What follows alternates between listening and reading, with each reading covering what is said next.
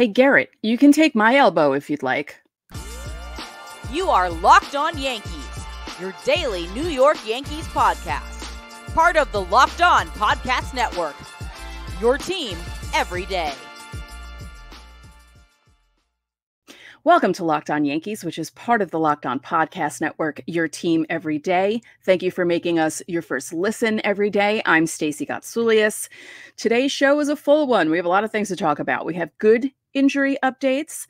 Dylan Cease is now a Padre. We're going to talk about that trade and what it has to do with the Yankees.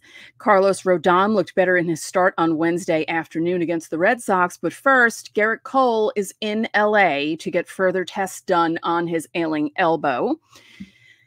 So here's the timeline of everything. So Cole threw 2 innings, 39 pitches in his debut on March 1st. Had not appeared in a game since then. He threw 45 to 50 pitches in a simulated game on March 7th. And that's when the not feeling right between starts thing happened.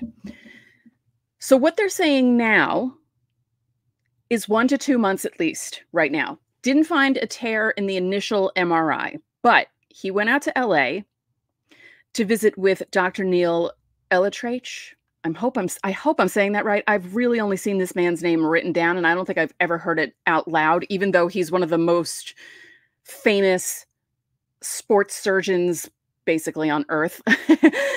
So he's going to do more tests on Cole. Aaron Boone said about the 1 to 2 month minimum absence for Gerrit Cole, quote, "That's speculation. We don't have all the information yet."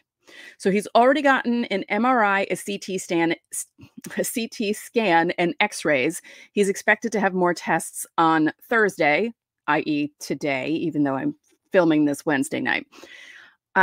So yeah,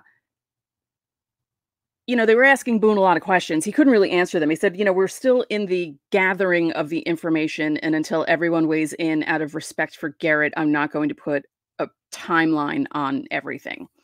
So about the doctor, I'm not kidding about how famous this guy is, because, you hear about certain doctors performing certain surgeries that pitchers like to get.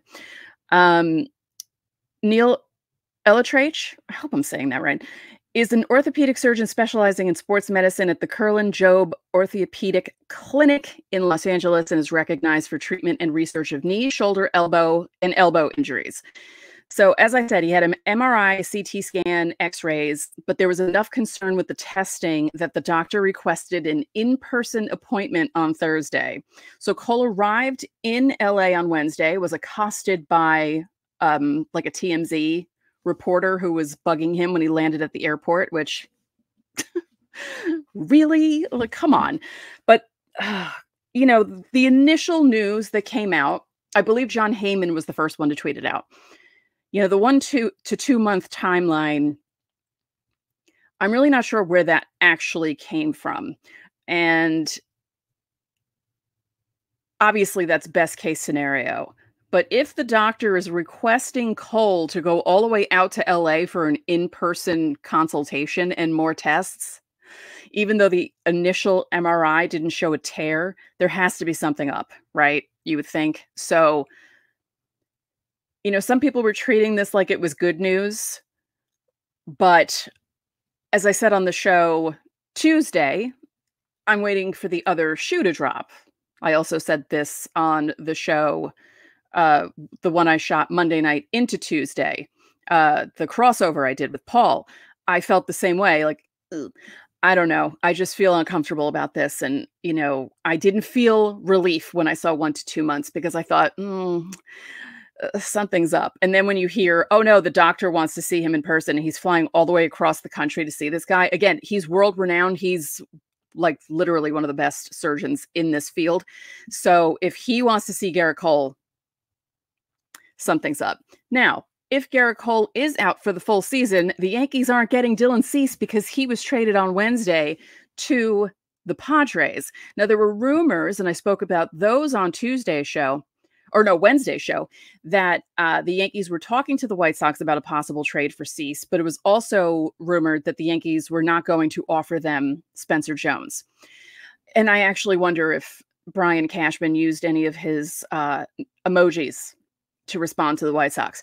So the report Wednesday evening was that the White Sox traded Cease to the Padres for former Yankees prospect Drew Thorpe, and then also righty reliever Steven Wilson, outfield prospect Samuel Zavala, and righty, I'm not sure how to say this name, but I think it's Jairo ElAttrache.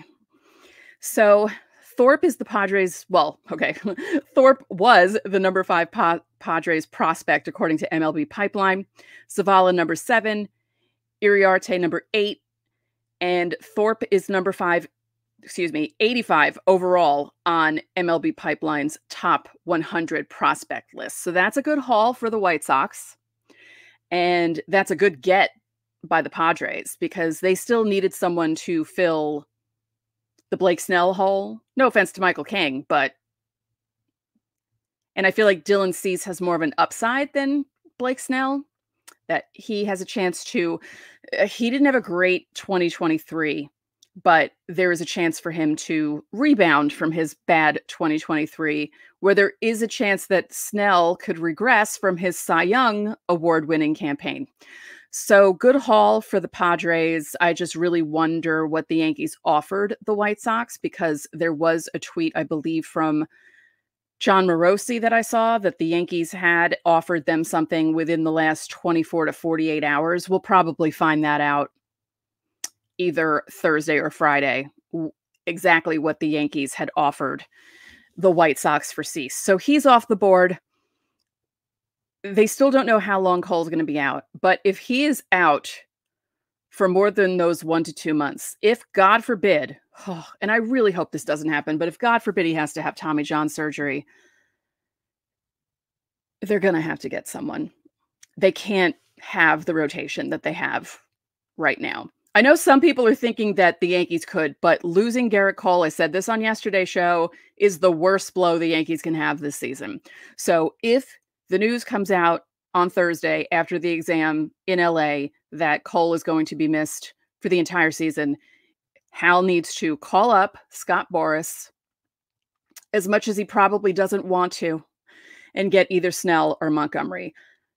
I know they're not the same as Gerrit Cole, but it's better than what the Yankees, no offense to the guys in the system, can get within the system to plug in to the rotation. Open up that wallet, Hal. Open up that wallet. Okay, coming up in segment 2, we're going to talk about one of those members of the rotation, Carlos Rodón. He had a better start against the Red Sox. We'll get into it. But first, don't forget to reply to the pinned comment. Today's the last day for Fan Mail Friday. If you want your questions answered for Fan Mail Friday, you can also join the Locked On Yankees Insiders Club. The link is in the description. You'll get texts from me. You can text me questions. You can text me show ideas if you want. If you want me to talk about anything, let me know. There's a 14-day free trial. And again, coming up next, Carlos Rodón. Did he get his confidence back?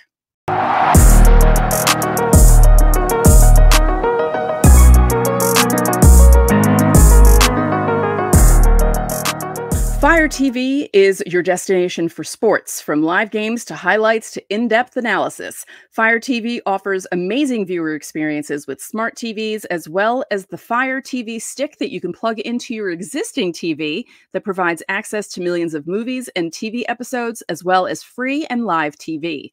Whether it's opening weekend for baseball or the college basketball tournaments, you're going to want to have a Fire TV. Fire TV recently created Fire TV channels to deliver a constant supply of the latest videos from your favorite sports brands, all for free, and that includes all of us at Locked On and most of the big pro leagues and college conferences as well. Fire TV channels let you dive into all the game analysis, highlights, and more to keep up to date on all the latest in the world of sports, including March Madness, NBA, MLB, and lots more. Not to mention great news, entertainment, gaming, travel, and you can even watch cooking videos as well. Check out Fire TV channels on Fire TV and Alexa devices. If you haven't checked out Fire TV channels, you should. Trust me on this. To learn more, go to Amazon.com/LockedOnFireTV. And Locked On Yankees is also sponsored by FanDuel. Say goodbye to busted brackets because FanDuel lets you bet on every game of the tournament. Whether you're betting on a big upset or a one seed, it's time to go dancing on America's #1 sportsbook. Right now, new customers get $200 in bonus bets if your first $5 bet wins. That's $200 to use on point spreads, money lines. You can even pick who's going to win it all. You can bet on the men's tournament and the women's tournament. Right now on the men's side, Connecticut is leading the pack at -105 to win it all, with Houston, Purdue, Arizona, and Tennessee rounding out the top 5. And in the women's tournament, South Carolina, Angel Reese and LSU, Caitlin Clark and Iowa, Stanford and UCLA round out their top 5. So visit fanduel.com/lockedon and bet on college hoops until they cut down the nets.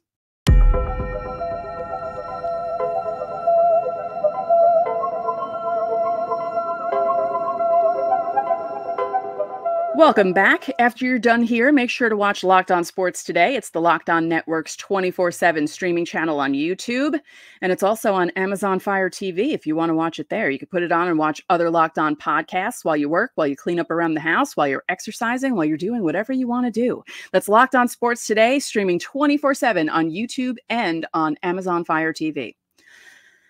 Okay, so the Yankees played the Red Sox. We won't talk about the final result. It doesn't matter. What matters is Carlos Rodón looked better than he did in his last outing. That's all I was worried about. I was also watching the hitters as well. Stanton had a stand-up double. He pulled it to left field, and it was nice seeing him get into second rather quickly for Stanton.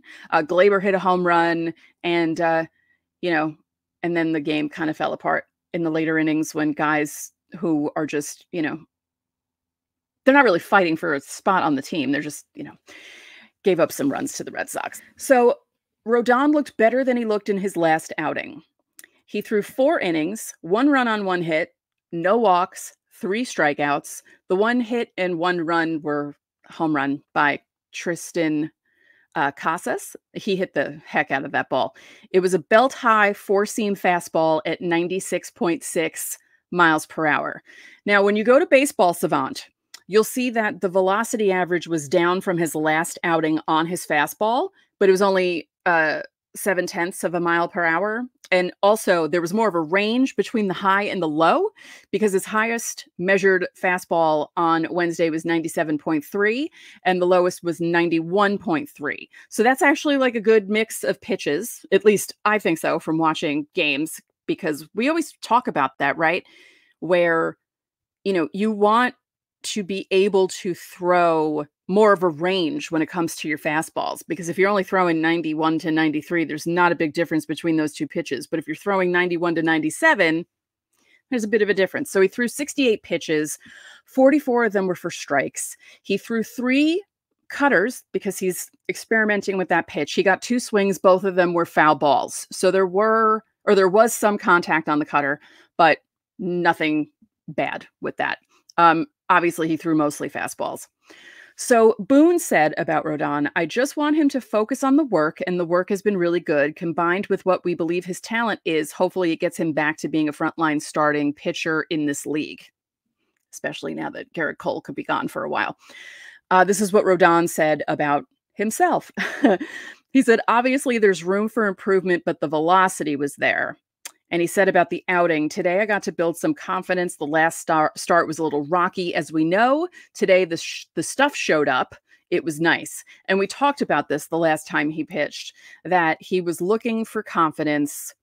He didn't find it in that last outing. That was the outing where he gave up the first pitch home run, and then the last 2 batters that he faced, one hit a double, one hit a home run. And it was, in between those 3 extra base hits, he looked okay, not great, and the velocity wasn't too high. It wasn't terrible, but it wasn't great. So today was a much better outing for Carlos Rodón. And with him, it's building everything back up and just getting better results. And he got better results. Now, I understand that he wasn't exactly facing the A lineup for the Red Sox because, Naples is pretty far away from Tampa. far enough away where the Stars aren't going to ride on a bus from Naples up to Tampa to face the Yankees. So it wasn't like he was facing the A lineup. Just again, he's building it up. He looked a lot better, and that Tristan Casas home run was really the only blemish. And I know you don't want to see him give up home runs every outing, but Casas is a good player. He's a good young player, and it's not like he gave up the home run to a nobody. And again, it was belt high, middle. Even though it was nearly 97 miles an hour, it was a good pitch for Casas to hit. So as long as Rodón is healthy and he gets his confidence back, because, the Yankees are going to need him.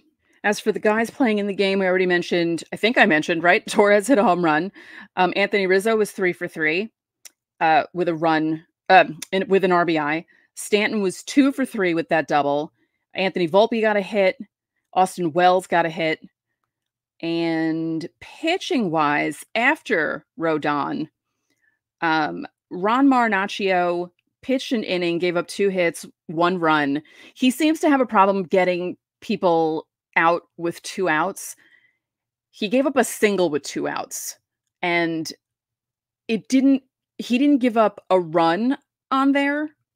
He had given up a run earlier in the inning, but that's just something to look out for. For a guy in the bullpen, you kind of need that out pitch, and he's working on that. Now, I said that, the guys who gave up all the runs, Odanier Mosqueda, I think that's how you say his name. I hope I didn't butcher it, but I probably did. 2/3 of an inning, 5 runs on 3 hits, 2 balls, 2 strikeouts.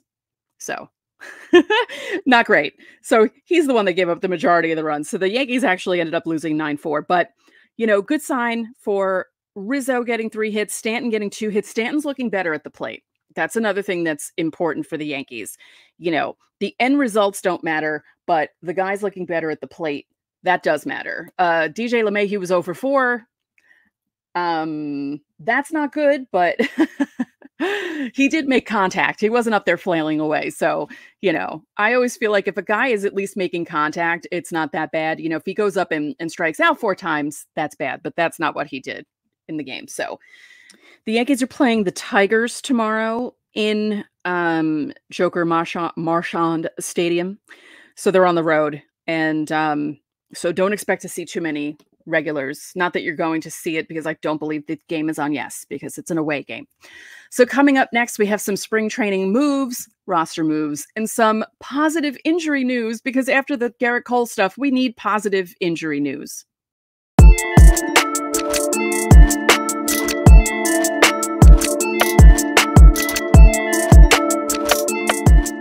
PrizePicks is North America's largest daily fantasy sports platform. It's the easiest and most exciting way to play DFS, because it's just you against the numbers. Instead of battling thousands of other players, you pick more than or less than on 2 to 6 player stat projections and watch the winnings roll in. You can now win up to 100 times your money on PrizePicks with as little as 4 correct picks. You can turn $10 into $1,000 with NBA, NHL, and college basketball entries on PrizePicks, which is America's #1 fantasy sports app. And if you're into the NBA, you can pick more than or less than on everything from 3-pointers made to turnovers committed. And for spring training baseball, you can pick more than or less than on pitcher strikeouts and first inning runs. So download the app today and enter code LOCKEDONMLB for a first deposit match up to $100. Again, that's code LOCKEDONMLB, all one word, all in lowercase letters, and get that first deposit match up to $100. Join PrizePicks today. Pick more, pick less. It's that easy.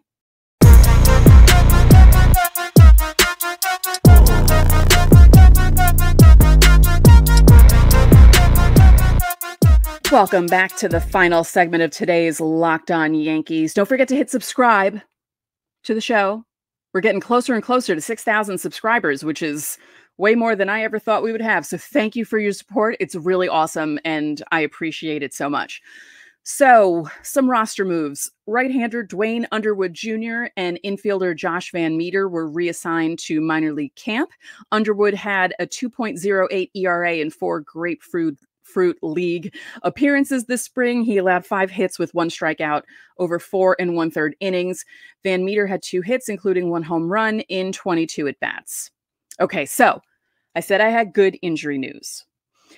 Aaron Judge, according to Aaron Boone, is penciled in to start center field against Toronto this Saturday afternoon at George M. Steinbrenner Field. The plan is to rest him Sunday when the Yankees go to Fort Myers. Did I say Naples before? Fort Myers, to visit the Red Sox, and then he will start in Tampa again on Monday. So just a few days off for Judge, and he should be back. So that is wonderful news. Given the news that Yankee fans got on Wednesday, anything good about Aaron Judge? Yes, thank you. Also, Jonathan Loaisiga will be making his spring debut Thursday, so you could be watching this and he could be pitching as you're watching this. He ended the season with an elbow injury in 2023, and he wasn't injured coming into spring training. The Yankees just opted to take things slow with him, which is understandable. But it's good to have him back. You know, Jose Trevino's back. Tommy Kahnle is working his way back, although I believe the news was that he wasn't going to be back in time for the opening series in Houston, but that he probably will be back for the opening week, because I believe they go to Arizona after Houston and then they head home. So this is good news all around. Good to have Judge back. It'll good to have Loaisiga back in the pen. Hopefully he will stay healthy, which is his biggest issue. Because Jonathan Loaisiga, when he's healthy, which is the biggest caveat that we always mention all the time when it comes to the Yankees, if they're healthy, but honestly, when he's healthy, he's a great reliever. And it's always good to have an arm like that in the Yankees bullpen. I just checked Twitter on my trusty phone just to make sure that something didn't happen while I was recording, because if you've watched the show for a while, if you're one of the insiders or if you're one of the everydayers, you know that we've had that happen where we'd be recording about something and then something else happens. So I looked on Twitter just to make sure that, you know, the Yankees didn't suddenly sign Blake Snell. I don't think that would happen. I honestly don't think it would happen even if the news is bad about Cole, because it feels like Hal would not do that. I actually joked about it on Twitter. I said, Gerrit Cole could have his arm fall off in front of Hal Steinbrenner, and he still wouldn't pick up the phone to try and get someone like Blake Snell or Jordan Montgomery. Snell... Is Snell the greatest pitcher? No. But I feel like if you add him to the rotation as it is without Gerrit Cole, it makes that rotation a lot better, because what's the rotation now? Rodón, Stroman, Cortez, Clark Schmidt, and who's number 5? Luke Weaver? Poteet? Like, they got to get someone. And I almost feel like they have to get someone even if Cole is out for a couple months, because you never know, the couple months could last longer than a couple of months. So Hal, show me the money? No, show someone the money and get someone. The Yankees are going to need it. Before we end this semi-depressing Locked On Yankees. Why is everything so depressing? No, let's be happy. Aaron Judge is going to be playing again this weekend. That's a good thing. Jonathan Loaisiga pitching again. Those are 2 good things that we can be happy about as Yankee fans. Not everything is terrible, horrible, no good, very bad. Right? There are good things to look forward to. And one more time, don't forget to join the Insiders Club. There's a link in the description. It's a 14-day free trial. You get texts from me whenever there's some sort of update, roster move, or during the season, I'll send an occasional thought during the games. I won't inundate your phones with text messages. Don't worry, but you can text me if you'd like. And once again, today is the last day for Fan Mail Friday submission. So get your questions in either by leaving those questions under the pinned comment below on YouTube or joining the Insiders Club, where you get top priority. Let's try that again. Top priority on Fan Mail Friday. So that's going to do it for this edition of Locked On Yankees. I'm Stacey Gotsoulias. Thank you for watching, and I will see you tomorrow.